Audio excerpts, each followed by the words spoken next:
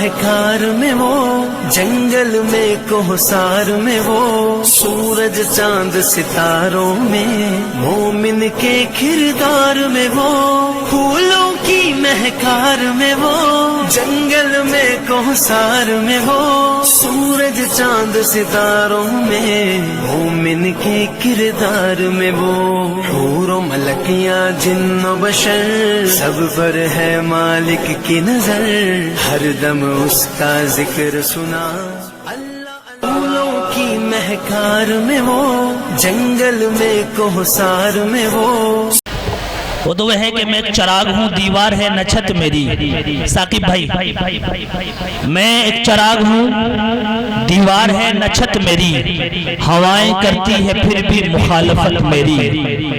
میں بادشاہ ہوں گزرے ہوئے زمانے کا، سمٹ کے رہ گئی ہے گھر میں سلطنت میری. اگر میں پکڑ کے لاتا تو پھر یہ کہتا کہ چلو سچ بولنے والوں سے رشتہ کر لیا جائے، چلو چلو چلو سچ بولنے والوں سے رشتہ کر لیا جائے، خود اپنے آپ کو دنیا میں تنہا کر لیا جائے. چلو سچ بولنے والوں سے رشتہ کر لیا جائے، خود اپنے آپ کو دنیا میں تنہا کر لیا جائے. اور کتنا برباد کر ڈالا ہے ہم دونوں کو نفرت نے، اٹھو لفظ محبت لکھ کے سجدہ کر لیا جائے. میں ایک بار پھر گزارش کروں گا اس سسٹم کے مادھیم سے، یہ آواز جہاں تک پہنچ رہی ہے، ان بچوں کے والدین، ان بچوں کی امی ابو، ان کے رشتہ دار، ان کے عزیز، ان کے گھر والے، وہ فوراً جلسے گاہ میں تشریف لے آئیں. دستار بندی ہو رہی ہے، فوراً حضرت مفتی خالد صاحب یہاں تشریف رکھتے ہیں، مفتی عبدالصمد صاحب تشریف رکھتے ہیں. ان دونوں حضرات کے مقدس ہاتھوں سے یہ عمل وجود میں آنے والا ہے. جب تک میں آپ کو ایک شعر سناتا ہوں آپ تمام لوگ آمین کہیں گے نا انشاءاللہ. ایک بار ہاتھ اٹھا کے کہیں سبحان اللہ، پیچھے سے آگے تک سب کہیں سبحان اللہ. میں ایک شعر پڑھتا ہوں، آمین کہیں سب لوگ، کہیں گے نا. اتنی دولتیں نہ دے جس سے غیر جل جائے، اتنی دولتیں نہ دے جس سے غیر جل جائے، مجھ کو صرف اتنا دے کہ میرا کام چل جائے. اتنی دولتیں نہ دے جس سے غیر جل جائے، مجھ کو صرف اتنا دے کہ میرا کام چل جائے. اور زندگی کا میری کچھ ایسے اختتام ہو یا رب، زندگی کا میری، آمین کہنا اگلے مصرے پر، زندگی کا میری کچھ ایسے اختتام ہو یا رب، سر ہو میرا سجدے میں اور دم نکل جائے. عطا فرمائے. آئیے اب میں بلا کسی تمہید کے، بلا کسی تاخیر کے، اپنے منچ کی آبرو، ہمارے ڈائز کی عزت، ہم سب کے بڑے محسن ملت، کرم فرمائے زمانہ، علم و عمل کے پیکر، خلوص و محبت کے عالم بردار، جواں سا عالم دین حضرت مفتی محمد خالد صاحب دامت برکاتہم العالیہ سے نہایت ہی ادب اور احترام سے گزارش گزار ہوں حضرت والا منبر نور پر جلوہ افروز ہو کر ان بچوں کی دستار بندی کا عمل وجود میں آئے گا، اور انشاءاللہ تفصیلی خطاب ہوگا، اس کے بعد دعا ہو جائے گی.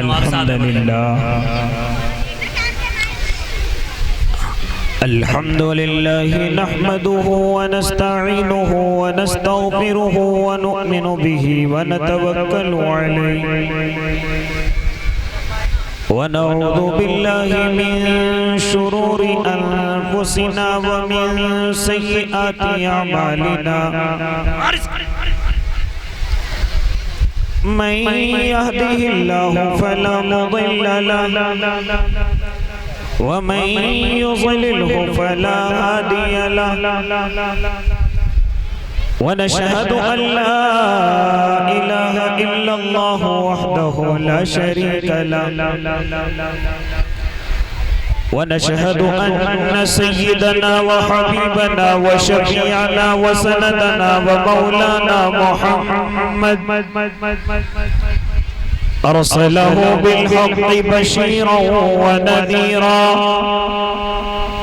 وداعيا إلى الله بإذنه وسراجا منيرا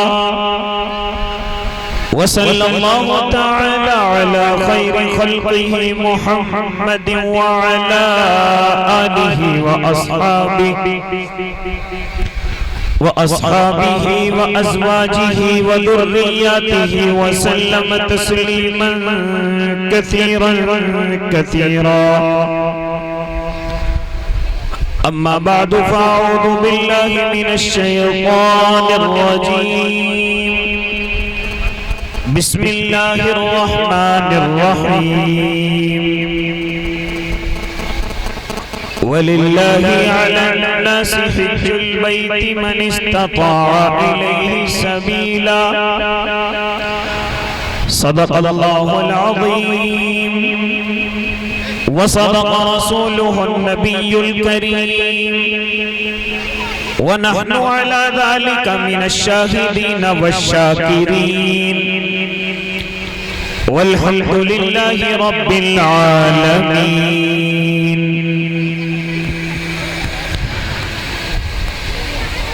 جس دور پہ نازاں تھی دنیا اب ہم وہ زمانہ بھول گئے. غیروں کو جگانا یاد رہا خود ہوش میں آنا بھول گئے. آذان تو اب بھی ہوتی ہے مسجد کی فضا میں اے انور. جس ضرب سے دل ہل جاتے تھے وہ ضرب لگانا بھول گئے. منہ دیکھ لیا ہے آئینے میں پر داغ نہ دیکھا سینے میں. دل ایسا لگایا جینے میں مرنے کو مسلمان بھول گئے. باوقار علماء کرام، معزز سامعین نظام، عزیز دینی بھائیوں، بزرگوں، نوجوانوں اور معصوم بچوں اور پردوں کے پیچھے سماعت فرمانے والی پاکیزہ مقدس اسلامی مائیں اور بہنوں، اس وقت میں یہ جلسہ آپ کا کامیابیوں کے ساتھ اختتام کی طرف رواں اور دواں ہے.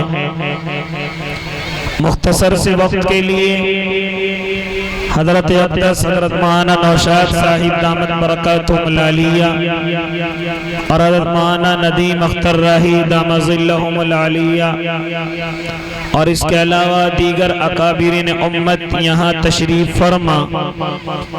ان کے ایما پر کچھ وقت کے لیے لب کشائی کا موقع ملا. دعا کریں اللہ صحیح کہنے کی اور ہم سب کو اس پر عمل کرنے کی توفیق عنایت کر دے. میرے بھائی، میرا مزاج اکثر علماء جانتے ہیں. میں گفتگو چاہے 10 منٹ کی کروں یا اور آگے مجھے حکم مل جائے، کوشش یہ کرتا ہوں کہ میرا موضوع ایک رہے اور اسی کے تعلق سے آپ کے درمیان میں گفتگو کو پہنچاؤں. لیکن ایک موضوع میں باتیں کرنے والے کے لیے سب سے بڑی شرط یہ ہوتی ہے کہ سامعین ہم تنگوش ہو جائیں، ورنہ اگر سامعین ادھر ادھر کے نیٹ ورک پکڑیں گے تو پھر موضوع ایک رہ پانا بڑا مشکل. انشاءاللہ کوشش یہ کروں گا کہ جس تعلق سے میں نے آیت کریمہ تلاوت کی، وقت کے اعتبار سے، حالات کے اعتبار سے اور موسم کے اعتبار سے اسی آیت کے تعلق سے انشاءاللہ گفتگو کروں گا. اس سے پہلے آپ حضرات مختصر سی تمہید اس آیت کے تعلق سے سن لیں. وہ آیت میں نے ابھی آپ حضرات کے سامنے تلاوت کی، وَلِلَّهِ عَلَى النَّاسِ حِجُّ الْبَيْتِ مَنِ اسْتَطَاعَ إِلَيْهِ سَبِيلًا.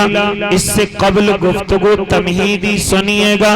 اور اللہ کے نیک بندوں، اللہ نے جس طریقے سے اپنے بندوں پر زبانی عبادت کو لاگو کیا دیا، اسی طریقے سے اللہ نے اپنے بندوں پر بدنی عبادت کو بھی ضروری قرار دیا۔ اسی طریقے سے میرے اللہ نے اپنے بندوں کے لیے کہ جس طریقے سے تم زبان سے عبادت کرو، جس طریقے سے تم بدن سے عبادت کرو، ایک عبادت اور بھی ہے، وہ آپ کے مال کے ذریعے سے ہے۔ یعنی جس طرح زبان سے عبادت کو اللہ پسند کرتا ہے، بدن سے عبادت کو اللہ پسند کرتا ہے، اسی طریقے سے اللہ اپنے بندوں کی مال کے ذریعے سے بھی عبادت کو پسند کرتا ہے۔ آپ نے نہیں سنا، علماء فرماتے ہیں کہ جب میرے اور آپ کے آقا محمد عربی صلی اللہ علیہ وسلم معراج کے سفر میں رہے، اللہ سے روبرو ہیں، تو میرے آقا نے کیا بات ارشاد فرمائی تھی جب اللہ کے حضور ہوئے تھے؟ کیا فرمایا تھا؟ التحیات للہ والصلوات والطیبات۔ کیا فرمایا تھا میرے آقا نے؟ اے میرے اللہ، میری زبانی عبادت تیرے لیے، میری بدنی عبادت تیرے لیے، اور میرے اللہ میری مالی عبادت تیرے لیے۔ کیا بات سمجھ آئی کہ جس طریقے سے زبان کی عبادت ہوتی ہے، جس طریقے سے بدن کی عبادت ہوتی ہے، جس طریقے سے مال کی عبادت بھی ہوتی ہے، لہذا میرے بھائی اسی لیے میرے آقا فرما رہے ہیں اے میرے اللہ، میری زبانی عبادت تیرے لیے، میری مالی عبادت تیرے لیے، میری بدنی عبادت تیرے لیے۔ بندہ اللہ کو راضی کرتا ہے، زبان کے ذریعے تسبیحات پڑھتا ہے، ذکر و اذکار کرتا ہے، اپنی زبان کو اکثر اللہ کے ذکر سے تر رکھتا ہے، یہ زبانی عبادت ہے۔ کبھی کبھی بدن کے ذریعے سے اپنے اللہ کو راضی کرتا ہے، نماز کے ذریعے سے، روزے کی بھوک اور پیاس کی شدت کو برداشت کرنے کے ذریعے سے اپنے اللہ کو راضی رکھتا ہے۔ اسی طریقے سے تیسری عبادت کا ذریعہ مال ہے۔ ہاں کس طریقے سے؟ جو اللہ نے مال دیا ہے، وَمِمَّا رَزَقْنَاهُمْ يُنْفِقُونَ، جو اللہ نے رزق دیا ہے اس میں سے اللہ کے نام کا نکال دیتا ہے۔ کوئی غریب نظر آیا اللہ کو راضی کرتا ہے، کوئی مسکین نظر آیا اللہ کو راضی کرتا ہے، کوئی فقیر نظر آیا اللہ کو راضی کرتا ہے، اللہ کا گھر نظر آیا اس میں خرچ کر کے اللہ کو راضی کرتا ہے۔ اسی طریقے سے ارے اللہ کے نبی کا گھر نظر آیا اس میں خرچ کر کے اللہ کو راضی کرتا ہے۔ اسی طریقے سے ہاں مسافروں کے لیے پانی کا انتظام کیا، ہاں خرچ کرتا ہے اللہ کو راضی کرنے کے لیے۔ کوئی بے قصور جیل کے اندر بند ہے اس کو رہا کرا کر کے لاتا ہے، اپنے مال کے ذریعے سے اللہ کو راضی کرتا ہے۔ اے اللہ کے نیک بندو، آؤ مختصر گفتگو کرتا چلو۔ اسی طریقے سے ایک طریقہ ہے اپنے اللہ کو راضی کرنے کا، جب مال زیادہ ہو جائے اور تم مالی کے نصاب ہو جاؤ، تم 52.5 تولے چاندی کے مالک ہو جاؤ، تم 7.5 تولے سونے کے مالک ہو جاؤ، یا تمہارے پاس اتنا نقد مال ہے کہ 52.5 تولے چاندی خرید سکو، یا اتنا تم پر تجارت کا مال ہے کہ 52.5 تولے چاندی خرید سکو، تو اس میں سے 2.5% نکالو اور غریبوں کو دے دو، یتیموں کو دے دو، مسکینوں کو دے دو، فقیروں کو دے دو، بیواؤں کو دے دو، اللہ کے راستے میں نکلنے والوں کو دے دو، عاملین کو دے دو، غریبوں کو دے دو۔ یہ میرے اور آپ کے اللہ کو راضی کرنے کا اپنے مال کے ذریعے سے ایک ذریعہ ہے کہ اس کے ذریعے سے اپنے اللہ کو راضی کیا جائے۔ اس کے علاوہ کوئی اور زیادہ مالدار ہو گیا، کوئی اتنا مالدار ہو گیا کہ وہ سعودی عربیہ کا سفر کر سکتا ہے، اس کے پاس اتنا پیسہ ہے، وہ فلائٹ کا ٹکٹ لے سکتا ہے اور جا کر کے بیت اللہ کا طواف کر سکتا ہے۔ اللہ نے اس کو اتنی طاقت دی ہے۔ طاقت کس طریقے سے؟ اس کے پاس اتنا پیسہ ہے کہ وہ کعبے کا طواف کر کے آ سکے، اس کے پاس اتنا پیسہ ہے کہ وہ کعبے کے پاس جا کر کے واپس آ سکے۔ اس کے لیے میں نے یہ آیت پڑھی ہے، فرمایا میرے اور آپ کے اللہ نے وَلِلَّهِ علی الناس حج البیت من استطاع الیہ سبیلا، کہ لوگوں کے لیے ضروری ہے کہ وہ اللہ کے گھر کا، ہاں اللہ کے گھر کو جا کر کے دیکھ کے آئیں اگر اللہ نے انہیں طاقت دے رکھی ہے، اللہ کے گھر کا حج کریں۔ گفتگو کا مقصد کیا ہے؟ اے امت کے مالداروں سنو، گفتگو کا مقصد کیا ہے؟ جس طریقے سے اللہ نے کلمے کو، ایمان کو فرض قرار دیا، نماز کو فرض قرار دیا، روزے کو فرض قرار دیا، زکوٰۃ کو فرض قرار دیا، اسی طرح مومنوں کی زندگی میں کہ جو مومن مالدار ہیں اور اتنے مالدار ہیں کہ سفر حج کا خرچ اٹھا سکتے ہیں، ان کے لیے حج کرنا فرض قرار دے دیا گیا ہے۔ اگر مالداری کے باوجود اللہ کے گھر کا حج کرنے نہیں جاتا، اللہ کے گھر کا طواف کرنے نہیں جاتا، ہاں حج کے اس فریضے کو ادا کرنے نہیں جاتا، تو کیا فرمایا تھا میرے اور آپ کے آقا نے کہ اگر تیرے اندر طاقت ہے اور تیرے اندر مالی بھی طاقت ہے، بدنی بھی طاقت ہے، تو مال کے اعتبار سے بھی طاقتور ہے، تو پیسے کے اعتبار کے ساتھ ساتھ اپنے بدن کے اعتبار سے بھی طاقت ہے، تو تجھ پر روزے کی طرح، نماز کی طرح، زکوٰۃ کی طرح، کلمے کی طرح اللہ نے تجھ پر حج بھی فرض قرار دیا ہے۔ اور اگر تو مالداری کے ہوتے ہوئے اللہ کے گھر کا حج نہیں کر سکتا، کیا فرمایا میرے اور آپ کے آقا نے کہ اگر کوئی جان بوجھ کر کے حج نہیں کرتا، حالانکہ وہ مالدار ہے، حالانکہ وہ طاقتور ہے، اور وہ جان بوجھ کر کے حج بیت اللہ کو نہیں جاتا، فرمایا تھا میرے آقا نے کہ جب وہ دنیا سے جائے گا کوئی گارنٹی نہیں ہے کہ وہ یہودی مر کر کے مرتا ہے یا وہ عیسائی ہو کر کے مرتا ہے، وہ مجوسی ہو کر کے مرتا ہے، کوئی گارنٹی نہیں کہ وہ ایمان کے ساتھ اس دنیا سے جائے، کوئی گارنٹی نہیں کہ وہ اللہ کو راضی کرنے کے ساتھ ساتھ اس دنیا سے جائے۔ اگر اللہ نے طاقت دی تھی لیکن پھر بھی حج نہ کر سکا تو کوئی گارنٹی مرنے کے وقت ایمان کی نہیں ہے۔ یہ کون کہہ رہا ہے؟ یہ میرے اور آپ کے آقا ارشاد فرما رہے ہیں کہ جس کو اللہ نے طاقت دی، جس کو اللہ نے قوت دی، اور وہ اپنے اللہ کے گھر کو نہیں جاتا، وہ حج بیت اللہ کو نہیں جاتا، وہ کعبے کی زیارت کو نہیں جاتا، اپنے پیسے کو چھپا کر کے رکھتا ہے، اپنے پیسے کو جوڑ کر کے رکھتا ہے، اور بعض حضرات کو دیکھا گیا کہ وہ صرف اس وجہ سے حج نہیں کرتے کہ مجھے مکان بنانا ہے، اس وجہ سے حج نہیں کرتے مجھے بیٹیوں بیٹوں کی شادی کرنی ہے، اس وجہ سے حج نہیں کرتے کہ مجھے گاڑیاں اور بنگلہ خریدنا ہے، اس وجہ سے حج نہیں کرتے۔ اے اللہ کے نیک بندو کہ جب بڑھاپا آ جائے گا تب میں حج کی طرف روانہ ہوں گا، تب میں اللہ کے گھر کی زیارت کے لیے چلوں گا۔ یاد رکھنا کوئی بہانہ قابل قبول نہیں ہے۔ اگر تیرے پاس پیسے رکھے ہوئے ہیں اور حج کے دن آ چکے ہیں اور تو کوشش نہیں کرتا ہے، یاد رکھنا نماز چھوڑنے والے کی طرح گناہگار ہوگا، روزہ چھوڑنے والے کی طرح گناہگار ہوگا، زکوٰۃ نہ دینے والے کی طرح گناہگار ہوگا۔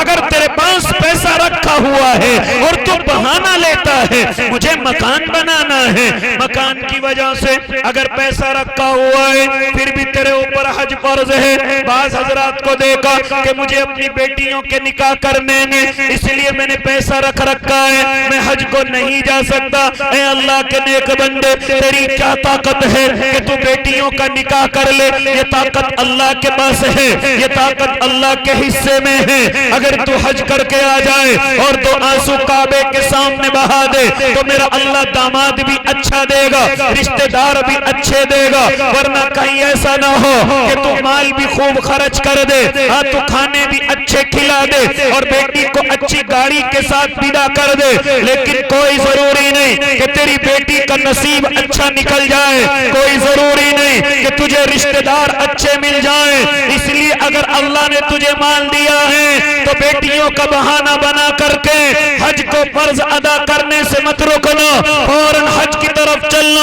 ہم نے اپنے بڑوں سے سنا ہے کہ جتنا تو اپنے حج پر خرچ کرے گا، انہوں نے اپنے تجربوں کے ساتھ بتایا کہ اللہ اس تمام کے تمام پیسے کو 1 سال میں ادا کرا دے گا، اس سے زیادہ تجھے ادا کرنے کے لیے دے دے گا، اس سے زیادہ تجھے رکھنے کے لیے دے دے گا۔ کیونکہ میرے آقا نے جہاں بہت سارے جملے ارشاد فرمائے تھے، ان میں سے ایک جملہ یہ بھی ارشاد فرمایا تھا، اے میرے امتیوں، اگر تم چاہتے ہو کہ روزیوں میں برکتیں بڑھ جائیں، اگر تم چاہتے ہو کہ روزیوں میں بڑھوتری ہو جائے، تو پھر تم جہاں اور عمل کرتے ہو ان میں سے ایک عمل یہ بھی کیا کرو کہ حج اور عمرے کیا کرو، اللہ تمہاری روزیوں کو بڑھا دے گا۔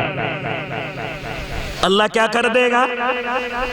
اللہ تمہاری روزیوں کو بڑھا دے گا، اللہ تمہارے کاروباروں کو ترقی اس حج کی برکت کی وجہ سے دے گا، اس عمرے کی برکت کی وجہ سے دے گا۔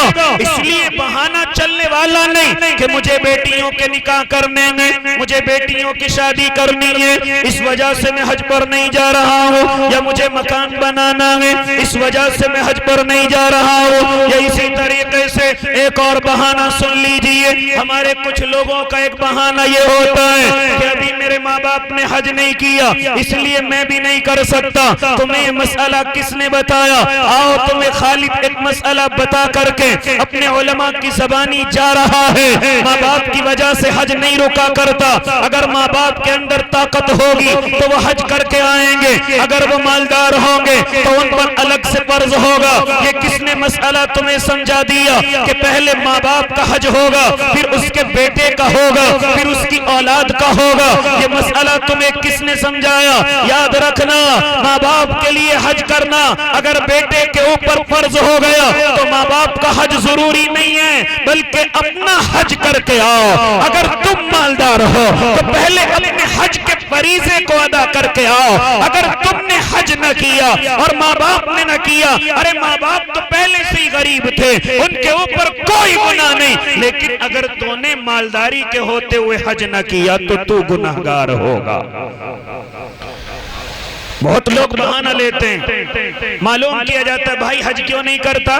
یا اسی طرح ہم نے تو گاؤں کے اندر لوگوں کو دیکھا کہ بہت سارے لوگوں کو تانے دیتے پھرتے ہیں، ارے تو عمرہ کر کے آ گیا، تو نے اپنی ماں کو تو عمرہ نہیں کرایا، اپنے باپ کو تو عمرہ نہیں کرایا۔ کیا حقیقت ہے اس مسئلے کی؟ کیوں اس طریقے سے تانے دیے جاتے ہیں؟ شریعت کے اندر کوئی حقیقت نہیں۔ اگر ماں باپ کے اندر طاقت ہوگی تو وہ خود حج کر کے آئیں گے، یا بیٹے کے اندر اتنی طاقت ہوگی یا بیٹا اتنا مالدار ہوگا اپنے ماں باپ کو حج کرا سکتا ہے تو وہ حج کرا لے، اپنے ماں باپ کو عمرہ کرا سکتا ہے تو وہ عمرہ کرا لے۔ لیکن اگر اتنی طاقت نہیں، صرف اتنا پیسہ ہے کہ صرف بیٹا ہی کر کے آ سکتا ہے، صرف بیٹا ہی حج کر سکتا ہے، تو بیٹے کے اوپر فرض ہے، ماں اور باپ کے اوپر فرض نہیں ہے، اس لیے بیٹا حج کر کے آ جائے، اپنے فرض کو ادا کرے۔ ورنہ یاد رکھنا، ماں باپ گناہگار نہیں ہوں گے بلکہ تو گناہگار ہوگا، ماں باپ گناہگار نہیں ہوں گے بلکہ ہر سال تو ہی گناہ کے اندر ڈوبے گا۔ لہذا اگر تیرے اوپر فرض ہے اور خرچ تیرے پاس اتنا ہے کہ صرف ایک حج ہو سکتا ہے، ایک عمرہ ہو سکتا ہے، تو پہلے اپنا سفر کر، اللہ سے دعا کر، اللہ اتنی طاقت دے گا کہ اگلی بار تو اپنے ماں باپ کو بھی حج کرائے گا انشاءاللہ۔ لیکن بہت سارے لوگ اسی بہانے سے رکے ہوئے ہوتے ہیں، بہت سارے لوگ اپنے عقیقے، اپنے بچوں کے عقیقے نہیں کر پاتے کہ پہلے ماں باپ کا ہوگا۔ یہ کس نے سمجھا دیا میرے بھائی؟ یہ کس نے مسئلہ بتا دیا تم لوگوں کو میرے بھائی؟ یہ اللہ نے الگ الگ فرض قرار دیے ہیں، کسی کا فرض کسی کو اتارنے کے لیے نہیں کہا گیا ہے، بلکہ اپنے فرضوں کو خود ادا کیجئے۔ تو میں گفتگو کرنے چلو، بیٹیوں کے نکاح کی وجہ سے حج کے اندر تاخیر کرنا گناہ ہے، مکان کی وجہ سے حج کے اندر تاخیر کرنا گناہ ہے، اسی طریقے سے ماں باپ کی وجہ سے اپنے حج اور عمرے کی تاخیر کرنا گناہ ہے۔ ہاں ایک چیز بتلائی علماء نے کہ اگر وہ چیز ہے تو پھر حج کو مؤخر کیا جا سکتا ہے، عمرے کو مؤخر کیا جا سکتا ہے۔ اے اللہ کے نیک بندو، وہ چیز کیا ہے؟ علماء نے فرمائی کہ اگر تو قرضے کے اندر ڈوبا ہوا ہے تو پہلے اپنا قرض ادا کر دے، پھر حج کی تیاری کرنا، پھر عمرے کی تیاری کرنا۔ ہاں صرف ایک قرض کی وجہ سے رکنے کے لیے کہا گیا ہے کہ اگر تیرے اوپر قرض ہے، اگر تو کسی کے قرضے میں ڈوبا ہوا ہے تو معاف کرانے کی ضرورت نہیں، بلکہ پہلے قرض کو ادا کریے گا، پہلے قرض کو دئیے گا۔ اس لیے حج پر جانے سے پہلے اپنے قرض کو ادا کرنا چاہیے، ورنہ فرمایا میرے اور آپ کے آقا نے کہ کل قیامت کا میدان ہوگا اور اللہ بہت سارے لوگوں کو جہنم کے اندر ڈالے گا، کثیر تعداد ایسے لوگوں کی ہوگی کہ اللہ انہیں ایسے عذاب کے اندر مبتلا کرے گا کہ ان کے عذاب کو دیکھ کر دوسرے جہنمی اپنا عذاب بھول جائیں گے، ان کے عذاب کی گرفتاری کو دیکھ کر دوسرے جہنمی اپنے عذاب کو بھول جائیں گے۔ کون کون ہے وہ لوگ؟ اس کی تفصیل کا موقع نہیں، صرف اتنا بتلانے لگا کہ جو کسی کا پیسہ لے کر کے نہیں دیتا، جو کسی کے پیسے کو دبا کر کے سینہ زوری کرتا ہے، جو پیسہ لے کر کے دینے کا نام نہیں لیتا بلکہ لڑائی اور جھگڑے کے لیے تیار رہتا ہے اور اعلان کرتا ہے دیکھ لوں گا کون مجھ سے پیسہ لے لے گا، اس دنیا کے اندر تو ہو سکتا ہے پنچایت تیرے حق میں فیصلہ کر دے، ہو سکتا ہے عدالت تیرے حق میں فیصلہ کر دے، لیکن کل قیامت کا میدان ہوگا اور میرا اور آپ کا اللہ ایسے لوگوں کو جو لوگوں کے قرضوں میں ڈوبے ہوئے ہوں گے جہنم کے اندر ایسے عذاب کے اندر مبتلا کرے گا۔ فرمایا میرے آقا نے کہ اس کے عذاب کی گرفتاری کو دیکھ کر دوسرے جہنمی اپنا عذاب بھول جائیں گے، صرف اس وجہ سے کہ لوگوں کا پیسہ لے کر کے دیا نہیں کرتا تھا، لوگوں سے لڑائیاں کرتا تھا، لوگوں سے لڑنے کے لیے تیار رہتا تھا۔ کہنے کا مقصد یہ ہے کہ حج کسی وجہ سے، کسی بہانے کی وجہ سے تاخیر نہیں کی جا سکتی۔ ہاں ایک وجہ ہے کہ اگر تو کسی کے قرض میں ڈوبا ہوا ہے تو حج پر جانے سے پہلے قرض دے دے، اور اگر قرض دینے کے بعد تیرے پاس اتنا پیسہ نہیں بچتا کہ تو حج کر کے آ جائے تو تیرے اوپر حج فرض نہیں ہے۔ کیا نہیں ہے؟ تیرے اوپر حج فرض نہیں ہے، اس لیے پہلے اپنے قرض کو ادا کر لے۔ میرے بھائی میں گفتگو کرنے چلا کہ جس طریقے سے اللہ نے کلمے کو فرض قرار دیا، نماز اور روزے کو فرض قرار دیا، زکوٰۃ کو فرض قرار دیا، اسی طریقے سے جو امت کے مالدار ہیں اور جو حج کرنے کی طاقت رکھتے ہیں اللہ نے ان پر حج کو فرض قرار دے دیا۔ لہذا ان کو چاہیے کہ وہ اللہ کے گھر کا سفر کریں، وہ اللہ کے گھر کی طرف چلیں، یہاں تک کہ تمام انسانوں کو اپنے دل کے اندر یہ تمنا کرنی چاہیے، اور بالخصوص ان لوگوں کو جو اللہ سے محبت کرتے ہیں، جو نبی سے محبت کرتے ہیں، کہ اللہ کسی طریقے سے ہمیں بھی حج کی زیارت عطا کرا دیجئے، اللہ ہمیں بھی حج بیت اللہ نصیب فرما دیجئے۔ کیوں میں یہ بات کیوں کہنے چلا؟ کیونکہ حج کرنے کے لیے مال کی ضرورت نہیں ہے، اعمال کی ضرورت ہے، دل کے اندر طلب کی ضرورت ہے۔ جس انسان کے دل کے اندر وہاں جانے کی جتنی طلب ہوگی اللہ اس کو اتنے ہی جلد وہاں بلائے گا۔ وہاں مالداروں کو نہیں بلکہ وہاں اعمال والوں کو بلایا جاتا ہے، جو اللہ کے سامنے راتوں کو آنسو بہاتے ہیں، جن کے دلوں میں اس گھر کی طلب ہوتی ہے، جن کے دلوں میں اللہ کے نبی کے روزے کی حاضری کی طلب ہوتی ہے، اللہ ان کو بڑا جلد بلوا لیا کرتا ہے۔ اس لیے ایسی سولے والوں آج سے جب دعا کے لیے بیٹھو اور آج سے جب دعا کے لیے ہاتھ اٹھاؤ تو جہاں اور ساری دعا کرنا وہاں ایک دعا یہ بھی کرنا، اللہ ہمیں حج بیت اللہ نصیب کر دے، اللہ ہمیں ایک مرتبہ حج پر بلا لے، اللہ نبی کے روزے کی حاضری نصیب کر دے، کیونکہ وہاں جانے کے لیے اللہ کے سامنے طلب کی ضرورت ہے۔ آپ کتنے غریب ہیں یہ اللہ پر چھوڑ دیجئے، آپ کے اندر طاقت نہیں ہے یہ اللہ پر چھوڑ دیجئے، صرف اپنے اندر طلب پیدا کیجئے، اللہ میرا راستے آسان کرنے والا ہے۔ وہاں کس چیز سے جاتے ہیں؟ مال سے نہیں بلکہ کس چیز سے جاتے ہیں؟ اعمال سے جاتے ہیں۔ وہاں اللہ رونے والوں کو بلاتا ہے، وہاں اللہ آنسو بہانے والوں کو بلاتا ہے، بڑے بڑے غریبوں کو میرے اللہ نے انتظام نہ ہوتے ہوئے بلوایا ہے۔ آؤ تمہیں بتلاتا چلو، ساؤتھ افریقہ کا علاقہ ہے، افریقہ کے اندر بعض ملک ایسے ہیں کہ ان کے اندر بڑی غربت ہے، ایسی غربت ہے کہ جو مٹی نکلتی ہے اس مٹی کی روٹیاں بنا کر کے کے وہ دھوپ کے اندر سکھاتے ہیں اور سکھا کر کے ان کو کھانے کے لیے اللہ نے ان کو ان کا رزق بنایا ہے، لہذا وہ گھاس اور پتوں کے ذریعے سے اپنی زندگی گزارتے ہیں۔ اتنا غریب ملک وہاں پر موجود ہے۔ اے اللہ کے نیک بندو، کبھی ایک عربی شیخ آتا ہے اور اس غریب ملک کے اندر اپنا ڈرون کیمرہ چلاتا ہے، وہ ڈرون کیمرے کو چلا کر کے دیکھتا ہے کہ اس ملک کے اندر کتنی غریبی ہے۔ ایک بیچارہ اللہ کا نیک بندہ ایک جھوپڑی سے نکلتا ہے اور نکل کے ڈرون کیمرے کو پہلی مرتبہ دیکھتا ہے، اس نے سمجھا کہ یہ ہوائی جہاز ہے،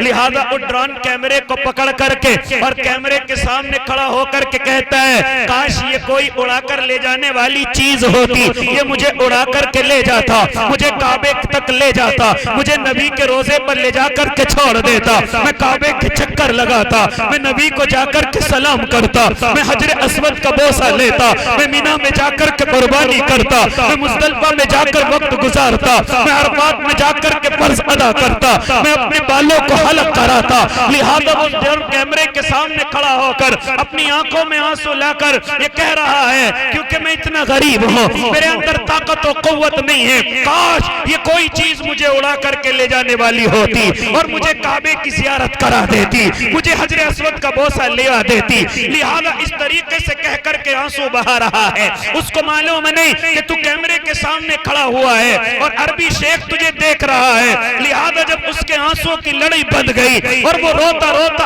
آگے بڑھ گیا، چنانچہ عربی شیخ اس کے پاس پہنچا اور کہنے لگا اللہ کے بندے رونے کی وجہ کیا ہے؟ کہا کہ میں حج بیت اللہ جانا چاہتا ہوں، میں نبی کے روزے پر جانا چاہتا ہوں، لیکن میں غریب ہوں، میں جا نہیں سکتا اور اس وجہ سے آنسو بہا رہا ہوں۔ وہ عربی شیخ کہتا ہے او اللہ کے بندے تیری تڑپ کو اللہ نے قبول کر لیا ہے، تیرا پاسپورٹ بھی آج تیار ہوگا اور تو حج پر انشاءاللہ میرے ساتھ جائے گا۔ وہ عربی شیخ اس کو لے کر کے حج بیت اللہ کرا کر کے لایا ہے۔ اور اللہ کے بندوں بتلانے کا مقصد کیا ہے؟ وہاں مال سے نہیں بلکہ وہاں اعمال سے جاتا ہے، وہاں رونے والا جاتا ہے، جن کے دل کے اندر تڑپ ہوتی ہے اللہ انہی کو اس حج کے لیے بلاتا ہے۔ اس لیے انشاءاللہ دعا کریں، جتنے مالدار ہیں وہ دعا کریں کہ انشاءاللہ جو تاخیر ہو گئی وہ اب نہیں ہوگی، کوئی بڑھاپے کا انتظار نہیں ہوگا، بلکہ یہ حج تو ایسی عبادت ہے جس کو جوانی میں کرنے کا مزہ ہے۔ ارے اگر بڑھاپا آئے گا بتا تو صحیح تو طواف کیسے کرے گا؟ کہیں کئی کلومیٹر کا طواف پڑ جاتا ہے، کس طریقے سے طواف کرے گا؟ اگر تو بوڑھا ہوگا بتا حجر اسود کا بوسہ کیسے لے گا؟ اگر تو بوڑھا ہوگا اللہ کے نیک بندے مینا کیسے جائے گا؟ مزدلفہ کیسے پہنچے گا؟ عرفات میں کیسے رکے گا؟ ارے اللہ کے نیک بندے نبی کے روزے کی حاضری کیسے تجھے ملے گی؟ دوسروں کے سہارے سے چلے گا۔